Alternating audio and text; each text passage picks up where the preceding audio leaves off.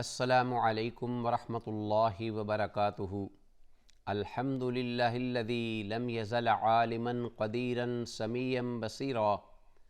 والصلاة والسلام علی من ارسل شاہدا ومبشرا ونذیرا، اما بعد فاعوذ باللہ السمیع العلیم من الشیطان الرجیم من ہمزہ ونفخہ ونفثہ، بسم اللہ الرحمن الرحیم۔ فبشر عباد الذین یستمعون القول فیتبعون احسنہ، اولئک الذین ہداہم اللہ واولئک هم اولو الالباب۔ وقال تبارک وتعالی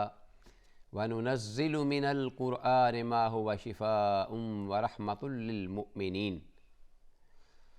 ناظرین، پروگرام دوائے شافی پیش خدمت ہے اور اللہ کی بارگاہ میں دعا ہے کہ اللہ تعالیٰ اس پروگرام کو ہم سب کے لیے دین اور دنیا ہر اعتبار سے منفعت بخش بنائے، اور جو کچھ بھی کتاب اللہ سنت رسول اللہ صلی اللہ علیہ وسلم کی تعلیمات کی روشنی میں بیان کیا جائے، اللہ اس کو سمجھ کر نہ صرف یہ کہ اس پہ عمل کرنے کی بلکہ اس کو آگے پھیلانے کی، دوسروں کی طرف اس میسج کو، اس پیغام کو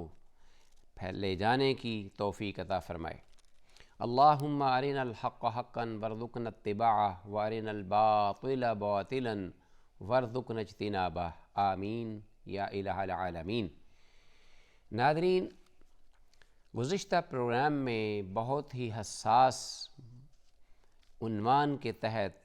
علامہ ابن القیم رحمہ اللہ نے جو آیات بینات پیش کیں، اس قضیے میں یا اس لوگوں کے پیش آمدہ جو مغالطہ ہے یا شک و شبہ ہے، اس کو دور کرنے کے لیے، ازالہ کرنے کے لیے کہ اعمال پر ہی اس کی جزا، اعمال جیسا ہوگا اسی کی طرح جزا مرتب ہوگی۔ اچھے اعمال ہیں تو اچھا صلہ، اور برے اعمال ہیں تو اس کا اللہ کے ہاں سزا اور برا بدلہ ہے۔ تو اس سلسلے میں دو آیت مبارکہ ہم نے پیش کیں۔ تیسری آیت ہمارے پاس ہے سورہ المائدہ کی، اس میں بھی اسی ہی موضوع کو اجاگر کیا گیا ہے کہ ایک شخص دنیا میں اگر اللہ کی نافرمانی کرتا ہے، جس کا تعلق نہ صرف حقوق اللہ سے بلکہ حقوق العباد کی بھی پامالی ہے، تو اللہ تعالیٰ نہ صرف یہ کہ دنیا میں، آخرت میں اس کو سزا دیں، بلکہ دنیا میں بھی ایک بڑی سزا رکھی ہے۔ اللہ احکم الحاکمین فرماتے ہیں والسارق والسارقۃ فاقطعوا ایدیہما جزاء بما کسبا نکالا من اللہ واللہ عزیز حکیم۔ کس قدر یہ ایک عمل شنی، یعنی گناہ کے کام اور غلط کام، فساد و بگاڑ کے اس دنیا میں کام پر جو سزا دی گئی ہے، شریعت طاہرہ میں جا بجا انسان پر رحم کرنے کی، اس کے ساتھ احسان کرنے کی، ہمدردی کرنے کی ترغیب دی گئی، اور اس پر بڑا اجر ہے۔ لیکن وہی انسان جب ایک فساد کا مرتکب ہوتا ہے اللہ کی زمین میں، تو اللہ تعالیٰ غضبناک ہو جاتے ہیں۔ تو ظاہر ہے کہ یہ اگر انسان صحیح توبہ نہیں کرے گا، باز نہیں آئے گا اور اس حال میں اس دنیا سے چلا جائے گا، تو یہی اعمال آخرت میں اس کے لیے ہمیشہ کی سزا کا باعث اور موجب بنیں گے۔ اللہ فرماتے ہیں کہ اور چور مرد والسارقات، اور مرد اور چور عورت، دونوں کو ایک ساتھ ذکر کیا۔ اللہ اکبر۔ والسارق والسارقات، دونوں۔ فاقطعوا ایدیہما، بالکل اسی طرح جس طرح ایک قرآن مجید میں اللہ نے فرمایا الزانیۃ والزانی فاجلدوا کل واحد منہما 100 جلدہ، اب یہاں قرآن حکیم کے ہر لفظ میں حکمت پنہاں ہوتی ہے، اللہ کے کلام میں ایک نہیں بہت ساری بعد کا اہل علم ذکر کرتے ہیں اور بعد کا علم اللہ کی طرف منسوب کر دیتے ہیں۔ دیکھیے ناظرین، یہاں پہلے مرد چور کا ذکر ہوا ہے والسارقو، اور بعد میں والسارقۃ چور عورت کا۔ اس میں یہ حکمت ہے کہ مرد جو ہے چوری میں زیادہ دیکھا جاتا ہے اس میدان میں، شاہ سوار علیہ باللہ، ڈکیتی میں، راہزنی میں، وارداتوں میں، لوگوں کے حق اور مال چھیننے میں، قتل و غارت میں عورتوں سے زیادہ مرد، اور پھر اگر مرد اور عورت دونوں ہوں اکٹھے تو مرد جو ہے وہ آگے ہوگا، عورت پیچھے، مرد ہی پیش قدمی کرے گا، عورت اس کے پیچھے فالو کرے گی، اور مرد ہی پہل کرے گا۔ تو اس اعتبار سے اللہ نے یہاں مرد کا ذکر کیا، فرمایا کہ والسارق والسارقۃ فاقطعوا، کاٹ دو ایدیہما، دونوں کے ہاتھ، جزاء بما کسبا، یہ ان کے ہاتھوں کی کمائی اور اس کا بدلہ ہے، جو فوری بدلہ ملا نا، آخرت تک کے لیے ملتوی بھی نہیں کیا گیا۔ نکالا من اللہ، اس لیے کہ یہ سزا اللہ کی طرف سے ہے، متعین، اللہ کا حکم ہے، اگر نہیں دی جائے گی تو سب لوگ نافرمانی کا اسی کے ساتھ ہی مرتکب ہوں گے، اللہ کے غضب کا شکار ہوں گے، مستحق ہوں گے۔ واللہ عزیز حکیم، اور اللہ غالب اور حکمت والے ہیں۔ تو دیکھیے یہاں غلبہ اللہ کی جو قہار ہونے کا، جبار ہونے کا، اس صفت کا غلبہ ہے، اور آگے کہا عزیز حکیم، کہ اللہ ایک تو اس کے اپنے حکم کی تنفیذ میں غالب ہے، کوئی اس کو روک نہیں سکتا، اور دوسرا یہ ہے کہ حکیم، جو ہاتھ کاٹنے کا ذکر ہے اس میں بڑی حکمتیں، بڑے فوائد پنہاں ہیں، وہ صرف ایک ایسے ہی نہیں کہ ایک سزا ہے، نعوذ باللہ،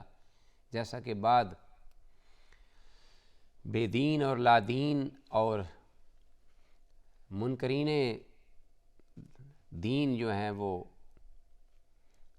اعتراض کرتے ہیں ان سزاؤں پر، شرعی سزاؤں پر،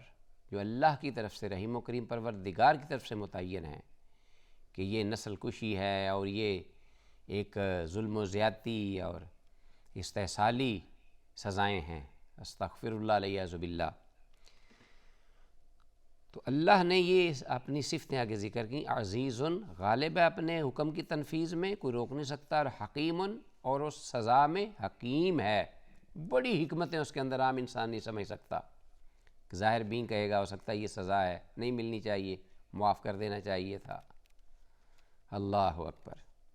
نہیں، بلکہ رسول اللہ صلی اللہ علیہ وسلم کے سامنے ایک مقدمہ لایا گیا چوری کا۔ بہت سارے ایسے واقعات ملتے ہیں کہ ایک صحابی لیٹے ہوئے ہیں، سوئے ہوئے ہیں، غالباً مسجد میں، اپنے سر کے نیچے اپنی چادر کو تکیہ بنا کر، تو ایک صاحب آئے اور انہوں نے چپکے سے وہ چادر کھینچ لی اور چلتے بنے، انہیں ایک دم آنکھ ان کی کھل گئی اور انہیں وہ جاتے ہوئے نظر آ گئے، انہوں نے پیچھے سے ان کو پکڑ لیا اور رسول اللہ صلی اللہ علیہ وسلم کی خدمت میں لے کے حاضر ہوئے۔ اللہ کے رسول صلی اللہ علیہ وسلم نے، بالکل ظاہر جرم تھا اور چوری کی واردات تھی، تو اس جرم پر حکم دیا کہ اس کے ہاتھ کاٹ دیے جائیں۔ جب ہاتھ کاٹنے کی بات ہوئی تو وہ صحابی کہتے ہیں اللہ کے رسول صلی اللہ علیہ وسلم، ٹھیک ہے اس نے یہ غلطی اور حرکت کی، میں نے اس کو معاف کر دیا۔ تو رحمت للعالمین نے فرمایا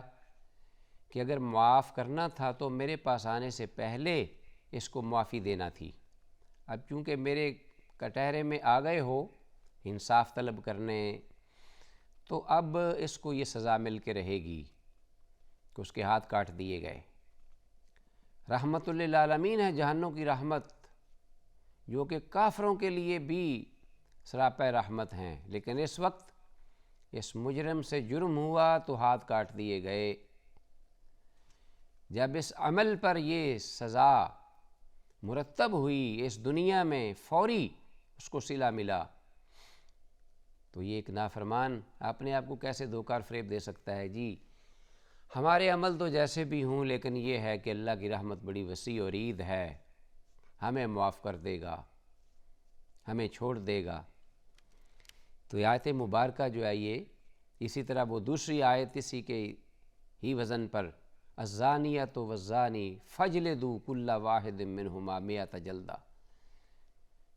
کہ بدکارہ عورت اور بدکار مرد، ان دونوں میں سے اگر وہ شادی شدہ ہیں تو پھر فاجلدوا منہما مئۃ جلدہ، 100 کوڑے مارے جائیں، 100 درے لگائے جائیں جرم ثابت ہو جانے پر شہادتوں کے بعد۔ تو ناظرین، اب اس آیت مبارکہ میں پہلے عورت کا ذکر ہے زانیہ، تو یہاں ہے پہلے مرد کا ذکر ہے، چوری کرنے والا مرد۔ اس میں بھی بعض اہل علم نے یہ اشارہ کیا ہے اس حکمت کی طرف کہ اس سزا میں جو بدکاری کا عمل شنیع ہے، لا سمح اللہ لنا، استغفر اللہ الیاذ باللہ،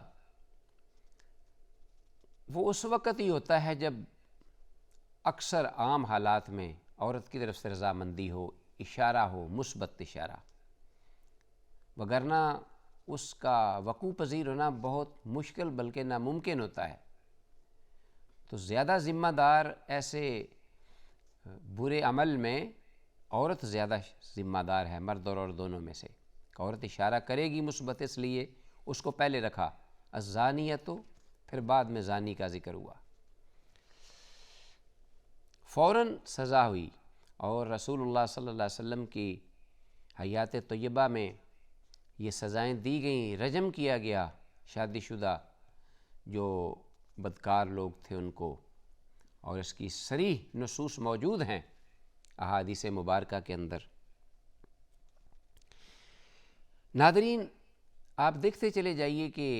یہ اللہ کا حکم ہے، قرآن حکیم میں یہ آیات مبارکہ ہیں۔ آگے علامہ ابن القیم رحمہ اللہ ذکر کرتے ہیں ایک بڑی آیت مبارکہ جو سورہ احزاب کی ہے، اور اس کی شان نزول کے بارے میں مفسرین اہل علم نے یہ بھی ذکر کیا ہے کہ یہ امہات المومنین میں سے ام سلمہ رضی اللہ تعالیٰ عنہا ہیں غالباً، جنہوں نے رسول اللہ صلی اللہ علیہ وسلم کی خدمت میں جا کر یہ عرض کی کہ اللہ کے رسول صلی اللہ علیہ وسلم، جب بھی ذکر آتا ہے اچھے اعمال کا اور اچھے اعمال کے آگے بدلے کا، جزا کا، تو مردوں کا ہی نام لیا جاتا ہے، مرد میل جو ہیں انہی کو ہی مخاطب کیا جاتا ہے، عورتوں کا ذکر نہیں آتا، عورتوں کا نام نہیں لیا جاتا، عورتوں کے بارے میں ان صفات کا ذکر نہیں ہوتا۔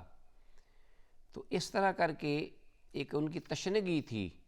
جو غالباً دیگر تمام عورتوں کی طرف سے نیابتاً انہوں نے